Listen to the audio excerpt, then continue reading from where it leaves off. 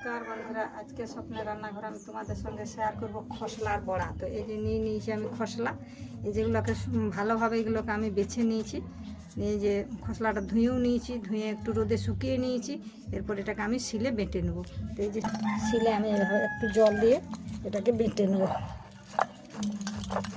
আচ্ছা বন্ধুরা, আমি এইভাবে খসলাটা বেটে নিলাম, মিহি করে পোস্ত বাটার মতো করে বেটে নিয়েছি। এটা আবার একটা আমি অন্য বাটিতে এটা তুলে নেব।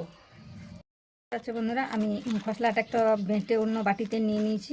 এটাতে এখন আমি একটু স্বাদ মতো নুন দিয়ে দেবো, স্বাদ মতো পরিমাণ মতো এই যে নুন দিয়ে দিলাম। আর দিয়ে দেবো এই যে কাঁচা লঙ্কা কুচি, এই যে কাঁচা লঙ্কা কুচি করে নিয়েছি। আর কুচি করে নিয়েছি এই যে পেঁয়াজটা ওটাতে দিয়ে দেবো। আর দিয়ে দেবো সামান্য একটু শুকনো লঙ্কার গুঁড়ো, এই যে এটা দিয়ে বেশ আমি ভালো করে এটাকে মাখিয়ে নেব। আচ্ছা বন্ধুরা, আমি কড়া বসিয়ে নিয়েছি। এরপর আমি এটাতে তেল দেবো।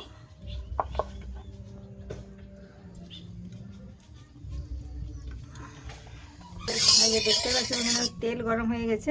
এরপর আমি একে একে বড়াগুলো দিয়ে দেবো। এই যে এইভাবে হাতে চারটা চারটা করে নিয়েছি। এরপর আমি বড়াগুলো ভেজে দিয়ে দেবো তেলে।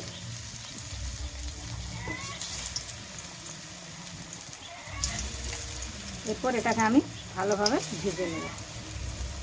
দেখতেই পাচ্ছ বন্ধুরা, কি সুন্দর খসলা বড়া পেঁয়াজ দিয়ে। এই গ্রীষ্মের দুপুরে গরম ভাতের সঙ্গে কি সুন্দর খসলা বড়া দিয়ে খেতে খুব ভালো লাগবে। তো চাইলে তোমরাও এভাবে বাড়িতে করে খেতে পারো। আর যদি আমার এই খসলা বড়া তোমাদের ভালো লেগে থাকে, একটা লাইক একটা সাবস্ক্রাইব করে দিও।